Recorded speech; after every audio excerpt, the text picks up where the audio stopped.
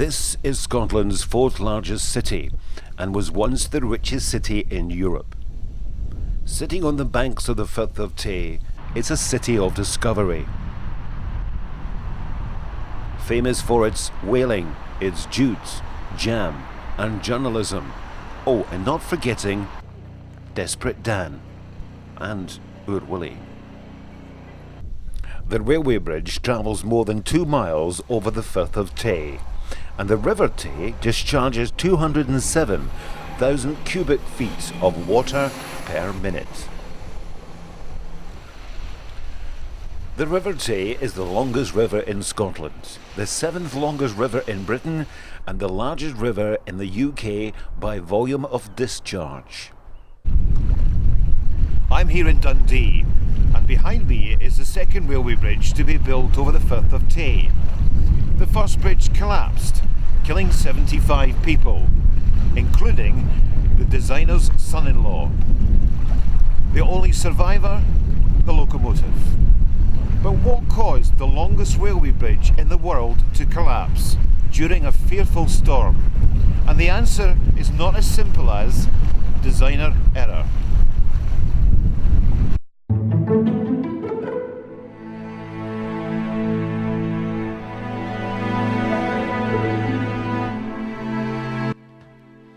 The Tay Bridge was opened on the 1st of June 1878.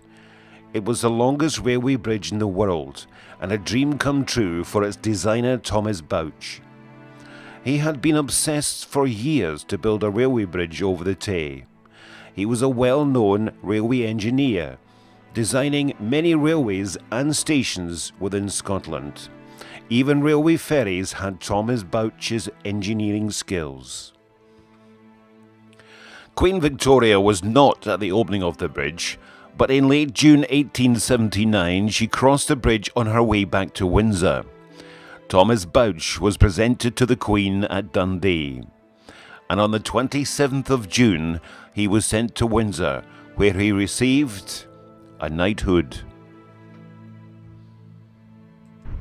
On the evening of the 28th of December 1879, Dundee was suffering storm force winds, its worst storm in its history.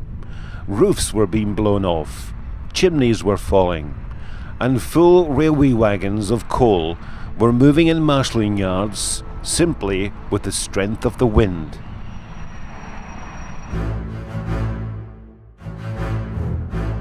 It was a tiring trip for the passengers between Granton Pier and Burn Island on the ferry. The storm was only hours away and the crossing fairly quiet. Men, women and children travelling back from their Christmas festivities. The 5:20 train from Burn Island to Dundee consisted of 4 third-class coaches, 1 second, 1 first, a brake van and locomotive. The train stopped at St Fort Station, then stopped at Wormit signal box for its token. Next destination, the bridge.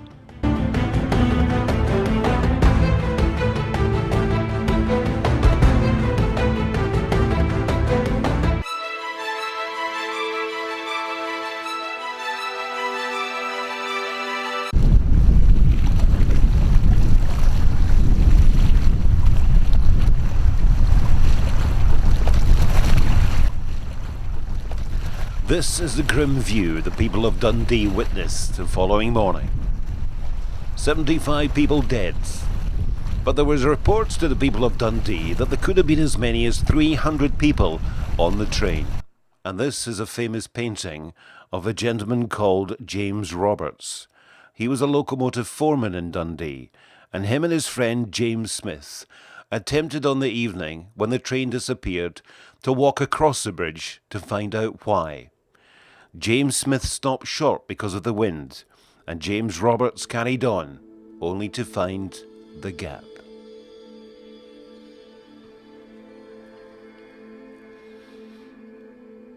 At 19:15, on the 28th of December 1879, the central navigation girders of the longest railway bridge in the world collapsed into the River Tay during a violent storm.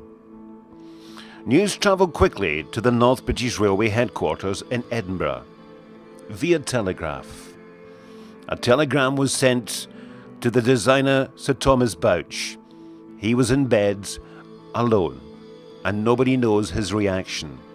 But he was invited to catch a special train to Dundee to witness the worst engineering disaster of its time. As Dundee and the local villages on the banks of the Tay were busy looking for survivors and the wreckage of the train, an investigation was put into motion by the Board of Trade as soon as the news of this catastrophe reached London. 3 commissioners were appointed to consider the evidence. They proceeded with haste, knowing the whole country looked at them for an explanation for this engineering disaster. The following morning, before breakfast, Mr. Gibb, the postmaster, hurried through the streets to the Provost House with a telegram. It was from Sir Henry Ponsonby. "Can you give me any particulars of this appalling calamity reported to have taken place? The Queen is inexpressibly shocked and feels most deeply for those who have lost friends and relatives in this terrible accident." In his dressing gown, unshaven, his eyes dry from a night without sleep, Provost Brownie wrote in his reply, telling Sir Henry all he knew, all that he believed. He followed the official statement made by the North British Railway, that it deeply regrets to say that nearly 300 passengers, beside the company's servants, were in the train. So until station agent Robert Morris came over from St. Fort Station, the city was grieving 300 deads. In his pocket, Morris carried 57 tickets, which his staff had collected. He remembered 2 season ticket holders, and remembered 7 or 11 passengers had retained their tickets. The sum was simple and quickly done. Provost Brownlee announced the loss of 75 men, women and children. But who were they? What were their names? Where did they live? And weirdly, the Provost asked Station Master Smith to make discreet inquiries amongst the waiting crowd. Sir Thomas Bouch arrived into Dundee by special train on Monday morning. He was accompanied by his son. They would be unaware as he passed TAY Bridge Station that its large refreshment rooms had been transferred and cleared for the reception of the dead. He met Provost Brownlee and Harbour Master Robertson. Sir Thomas asked if he could visit his bridge as soon as possible. He was told the steamer the Forfarshire would be leaving Dundee Harbour at 10 o'clock. As Sir Thomas saw his fallen bridge, he held on to his son's arm. And all around were small ships searching for survivors or bodies. Just before sunset, on the Monday evening after the disaster, northeast of Tayport, 3 miles from the bridge, a muzzle dredger had seen a dark shape drifting between 2 sandbanks. It was the first body of a middle-aged woman. The body was taken to Dundee's TAY Bridge station and laid on a wagon sheet in the refreshment room. There was nothing in her pockets to identify her apart from a railway ticket to Broughty Ferry.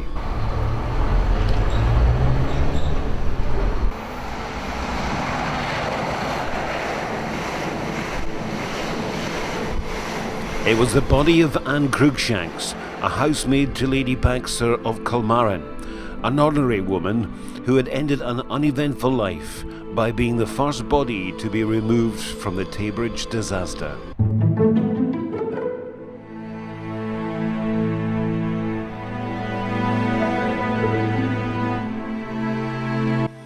The inquiry team set up by the Board of Trade and sitting in Dundee Courthouse held an initial session lasting several days, starting on Saturday, the 3rd of January 1880. The 3 members, chaired by Mr. Rothery, Commissioner of Recs, the others were Colonel Yollands, the Inspector of Railways, and Mr. W.H. Barlow, President of the Institute of Civil Engineers, and a distinguished practicing civil engineer. The second part of the inquiry was devoted for the analyst of the disaster. There was 3 engineers appointed, Mr. Henry Law for the inquiry, and Dr. William Pole and Mr. Alan Stewart acting on behalf of the North British Railway. In addition, Mr. Law collected samples of the column material and wrought iron samples, bolts and struts for mechanical testing, as well as many broken parts as could be shown at the exhibit of the inquiry. He asked Mr. David Kirkcaldy to test the samples using a hydraulic tensometer. A photographer was appointed by the commissioners from a local firm called Valentine's of Dundee, later to become famous for its picture postcards. The 50 photographs were taken of the remains of the bridge about a week after it collapsed. These photographs were vital evidence of the way the bridge collapsed, and were of remarkably high quality.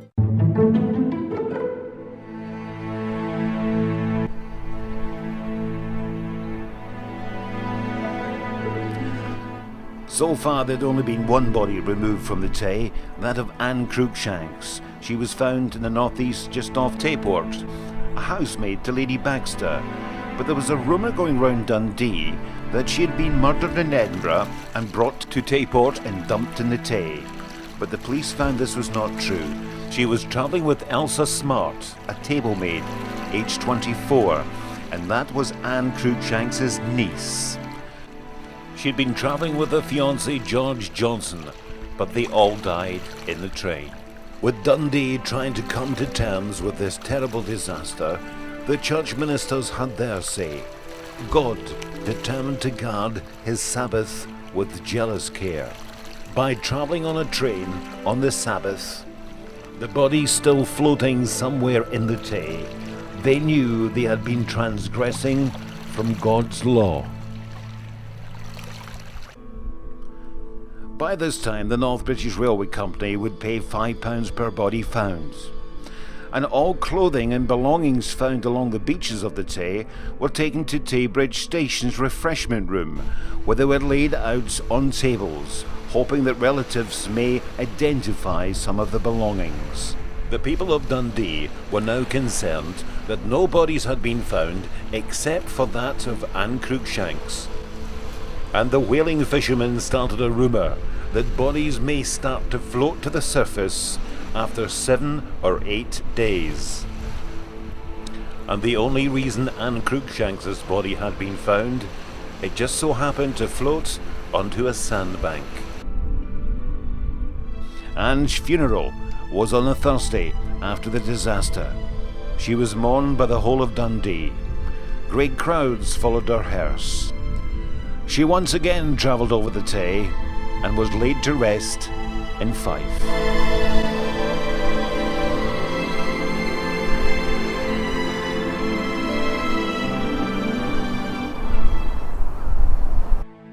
On Wednesday the 31st of December, Diver Simpson found the locomotive. It was encased in one of the central navigation high girders. You can see in this drawing there was more than just the engine. There was 5 carriages and the brake van, and they were found all encased in the girders. By now there had been a relief fund set up to help the victims. It stood at £1,980 and 16 shillings. Monies include £500 given from the North British Railway Company, £500 from individual subscriptions from directors of companies. But there was also a banker's draft cheque for £250, signed by Thomas Bouch. On the Tuesday morning of the 8th day, the whalers, the fishermen, the mussel dredgers continued the search on the Tay for bodies. They were hoping that the whalers would be correct with the fact that bodies after the 8th day would rise to the surface, and later they were right. But that afternoon there was a cry from the river, "A body!" The crowd who had gathered in Tay Bridge Station rushed down to the quayside. One man who had been helping searching for bodies was that of Andrew Johnston. He was the brother of guard David Johnston. When he heard that a body had been found, he rushed back to Tay Bridge Station. The body that was found was that of a man. It was taken to Tay Bridge Station and laid on the table. Relatives walked past slowly, seeing if they could identify him. Then Andrew Johnston walked past the body and did not move. It was his brother, guard David Johnston. His body was not disfigured. His face looked natural and placid. He had blood coming from his left ear. His fists were clenched. He had £1.13 and 6 pennies in his pockets of his uniform, and his silver watch had stopped at 1916. Andrew, still weeping, went to find his brother's widow.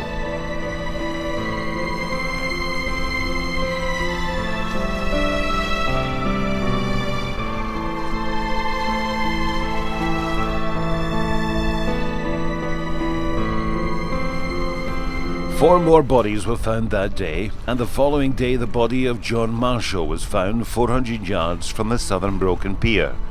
He had no next of kin, so was identified by the station master.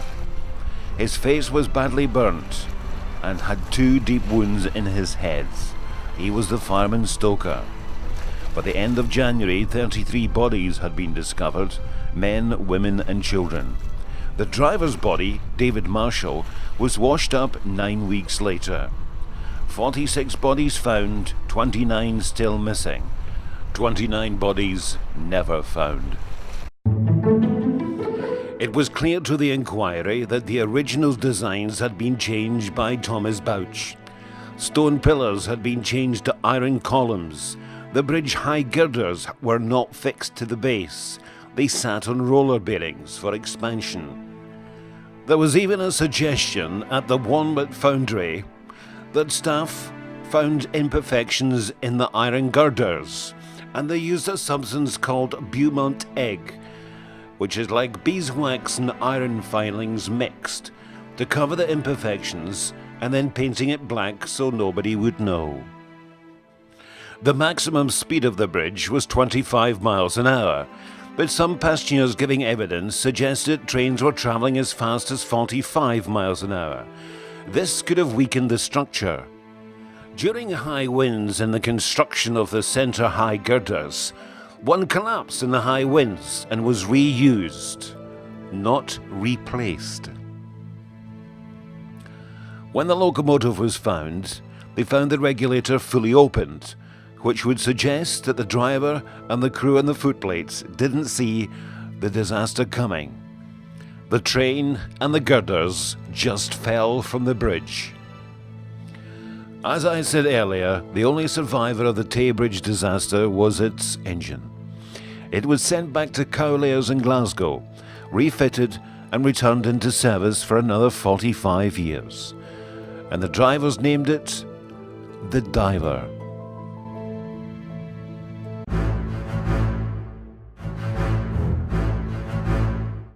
Mr. Rothery, the chairman of the inquiry, thought it better to submit his observations and his conclusions in a separate report, instead of joining his colleagues, Mr. Yoland and Mr. Barlow. When the 3 gentlemen sat down to consider their report, there must have been some harsh differences between them. Mr. Yoland and Mr. Barlow were both engineers, and perhaps professional sympathy or loyalty or caution made them reluctant to use harsh words. Not so the Wreck Commissioner, Mr. Henry Rothery. The last body that could be found had long been removed from the Tay when the Court of Inquiry presented its report to both Houses of Parliament by command of Her Majesty in June 1880. The chairman of the inquiry, Mr. Rothery, laid the blame for faulty design, construction and maintenance firmly at Mr. Bouch's door. The other 2 members didn't go that far. They felt strongly enough to produce a second joint report of the disaster. So why did we end up with 2 reports into what caused the Tay Bridge disaster? Mr. Yoland and Mr. Barlow believed that Sir Thomas Bouch had been let down by some of his contractors, and some could even say betrayed. All the members of the inquiry agreed to one conclusion: there was a design issue with the bridge. Original plans had been changed, stone columns changed to iron piers, and one of the major design defects with the bridge in particular was its ability to withstand wind pressure. At this time, This was the largest railway engineering structure in the world. An engineering design into the unknown. The largest, the highest railway bridge that would have to withstand very high winds. There is no doubt that the final bridge was the wrong design for this location, but at the time of building, the engineering statistics suggested it could have been achievable. The design of the bridge had been changed so many times leads us to only one conclusion. The bridge was doomed to fail. It was only a matter of time. So Thomas Bouch trusted his advisors. They took shortcuts, and that is evidence. The borers of the foundations got it wrong. The casters of the girders took shortcuts. And the North British Railway Company did nothing to stop trains travelling over the bridge too fast. And we can even be critical of the inquiry in its conclusions, as vital evidence was missed. And it was reported that the two members of the inquiry were furious when they found out that Rothery, the chairman, was writing his own conclusion into the cause.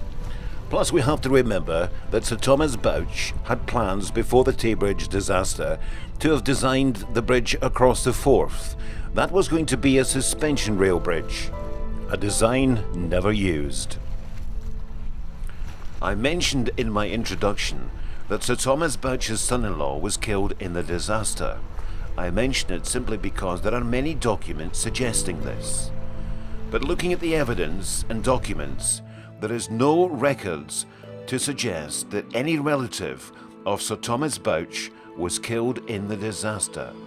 At the time of the growth of the railways, Thomas Bouch was a pioneer, designing many railways and stations within Scotland. He lived for 4 months after the report destroyed him, and there was no criminal proceedings against him. Trains were still running over the 300 miles of railways he had given Scotland and England, and his Tay and Forth ferries were once more in operation. He was laid to rest in Dean Cemetery in Edinburgh, aged 58.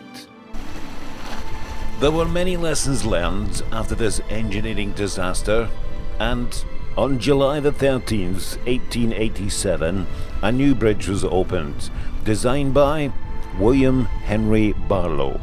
It's double-tracked, and that's the bridge we use today.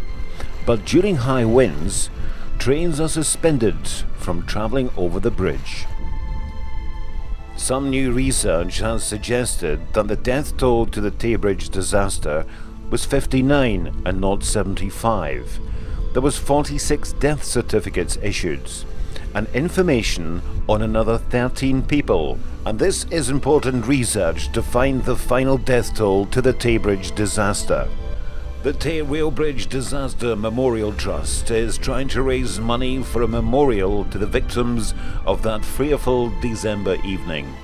Plus, I believe we should also remember the railway pioneers who built the bridges, plus the boys and men who gave their lives to build a railway bridge across the Tay.